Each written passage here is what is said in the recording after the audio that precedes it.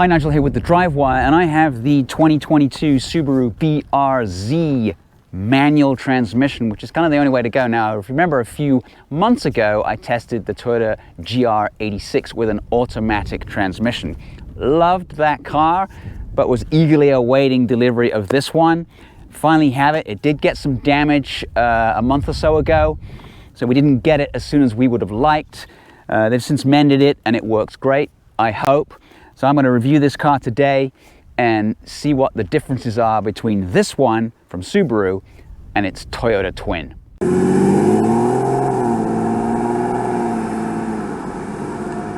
So visually, there's not a whole lot of difference, except of course for two distinct Subaru badges on either end of the car. So the face of the Subaru is somewhat happier than the GR86, which has somewhat of a dour fish face. This one's more smiley face. It's sort of split here, the grille here and the grille underneath this piece of trim here. There is a splitter, and then they both have unique bumpers and these unique headlights for each of the different brands. So this tester is actually a limited model, but unlike on the GR86, it doesn't get the more pronounced ducktail style spoiler, giving it that almost Supra look from the rear. Instead, it gets this normal standard spoiler, which I kind of like. So apart from those subtle differences, they share the same engines, they share transmission as well. There are some major changes though to the suspension components. Interestingly, the Subaru on the first generation, almost 85% of cars were manual transmissions. It was completely flipped in the case of the old Toyota and Scion FRS, where most people opted for an automatic transmission. I think the manual is the way to go. So Toyota pretty much kept the 86's suspension almost the same as it was in the previous version, and kept the subframe mounted anti-roll bars pretty much the same, but gave it slightly more playful spring rates. So Subaru has changed a whole lot more. The spring rates at the front are up 7% stiffer. At the back, they are 11% softer.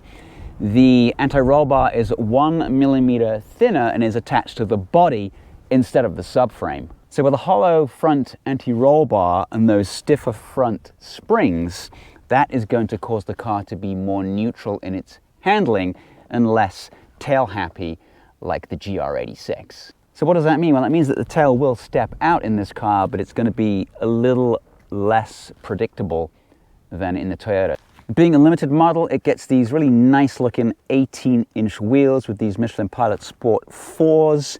You can, on the base model, on the premium model, you get 17-inch rims with all-season tires, which will definitely make this car more likely to step out and misbehave. So under the hood, it's all pretty familiar. BRZ uses the same 2.4 litre unit, produces 228 horsepower, 180 foot-pounds of torque. Torque kicks in at lower RPMs, so this thing is a lot more fun to drive, especially with that 6-speed manual. So the bad news at the back is the cargo area is quite small. The good news is, as you can see from here, I've actually put the seats down because they're mostly useless and there's enough room for children or legless adults. I actually got in the back in my Toyota GR86 review and regretted it immediately, so I'm not going to do that again. But there's a decent amount of space here, no spare, which is a downside. But yeah, those rear seats are pretty useless, so you might as well use them for cargo space if you need it. All right, let's do a quick sound check.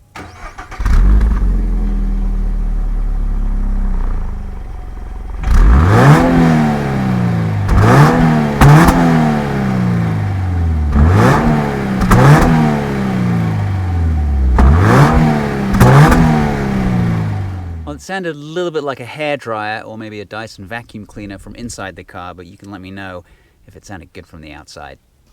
So in the front seat, super comfortable, Alcantara-ish style coverings, leather seats on the side here, comfortable. Steering wheel's nice, good feel in your hands, grippy, plenty of side bolstering. Most of the controls are easy to find and at hand. I like it. As I said in my review of the GR86, there's nothing wrong with the interior of this car. It's small, and there's not a lot of room in it, but there's nothing wrong with it. So exactly the same inside, Subaru badge obviously, and we got a stick shift this time. A couple of buttons down here for your traction control off, working on a track, heated seats, etc. Really like these sort of easy to use controls for your HVAC. Down here you've got some modes, recirc, sync, etc. And then everything else is pretty straightforward. This system is, it's a small screen, but it works pretty decently. Hit home, it's a Subaru system. It's pretty fast, you can pay your phone, it's really easy to use. As you can see, really works pretty well, and there are physical buttons to back it up. Yeah, I'm not going to dwell on this. You can see my full review of the Toyota GR86. We'll put it up at the end of the video so you can click on that and take a look in more detail about this interior. All right, so now we know more or less what the differences are between the two cars, this BRZ versus the GR86. Let's take it for a ride. Now, I have chosen a particularly twisty section, similar to the section that I chose for the Toyota 86. Pretty technical, tight turns, but this is a stick shift. So anyway, off we go. Now, I did enjoy the automatic a lot, but holy crap, this is even better, and I've been driving it for about 2 seconds already. It's just nice to be able to control your own gears rather than have an automatic transmission do that for you. You can choose the right gear whenever you need it. So, same super precise steering, grippy with these Pilot Sport 4S's, tight right-hander here.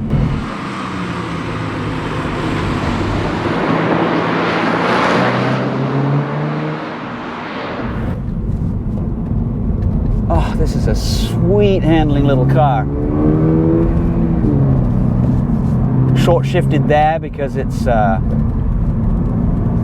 little tight in the turns here. We don't really need, we can use the torque in the engine instead of having to drop down a cog in the old one. It's grippy, it's fun, it's putting a smile on my face, and these turns, it's perfect. Third gear uphill, it's actually pretty good.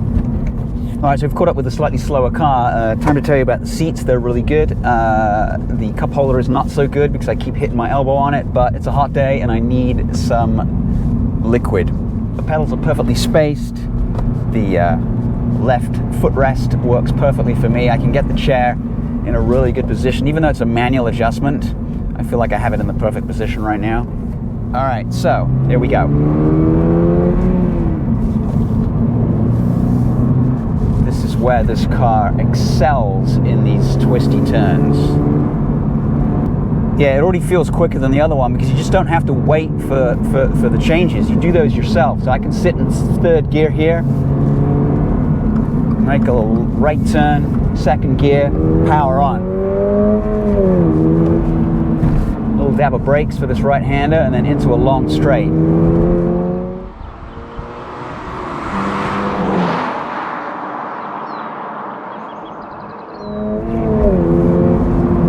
Up at 6,000 RPM there. Really no need to flog it all the way to 7,000 because there's a lot more torque in this engine.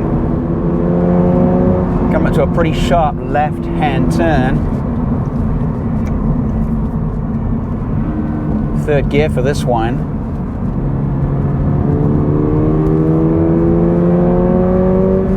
So we're not on a track, so we can't really test the theory that this Subaru won't break away until more last minute, unlike the GR86, which is much more willing to get its back end out. This feels really grippy though. Doesn't feel like it's going to give up. Leave it in second for this right-hand bend. The only thing that I found that I didn't like about the GR86 was the brakes, and this has the same problem. They just don't quite have enough, which is slightly annoying, but you can upgrade them obviously. But I had to pull down from quite high speeds there, and I felt like I would like brakes that were a little bit more reassuring with a bit more bite. So maybe an upgrade to Brembos is really the only thing that you need to do on this car. Beautifully poised in these corners.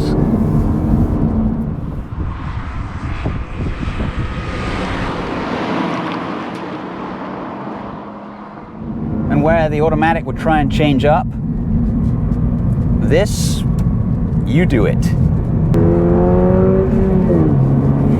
Wow.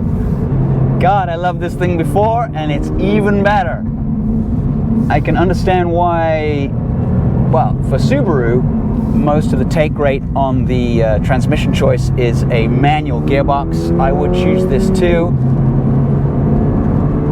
It's not the best one I've driven, but it's pretty slick.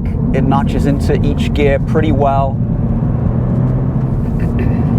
I like the fact that this new engine has enough power in third gear, enough torque in third gear to pull around. We're going uphill, tight turns.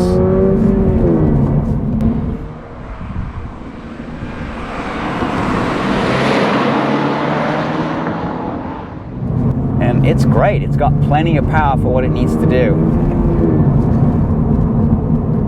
And the best part is you don't really need to break the speed limit to have a hell of a lot of fun. Just a little twitch there. Quick adjustment of the steering. Dab of the brakes. Oh my God. They always say good things come to those that wait. This car, as I said, was damaged. Couldn't get a hold of it about 2 months ago. It was worth the wait.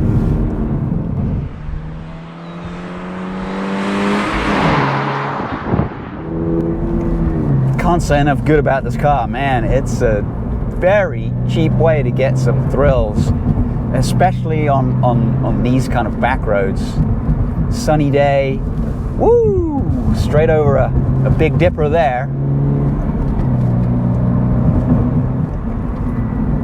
It's a tight left-hander, second gear required here.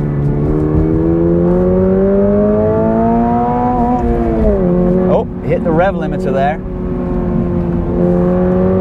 Got to watch out for that in a manual. It's such a great little car. And it's a lot more drivable in town too, so even with the stick shift, it doesn't get annoying.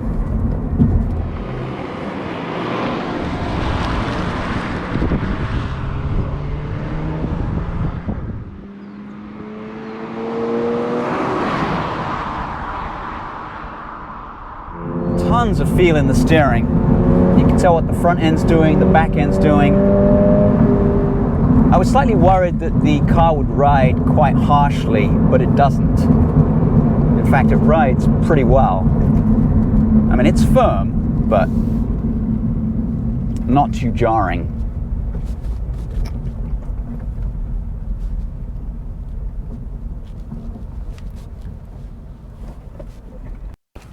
All right, so what do we think? Wow, I love this car. I loved the GR86 when I tested it a few months ago, and I love this one. This is actually even better because it is a stick shift. Which one would you buy? I honestly don't know. They both look really pretty cars. They're both super fun to drive.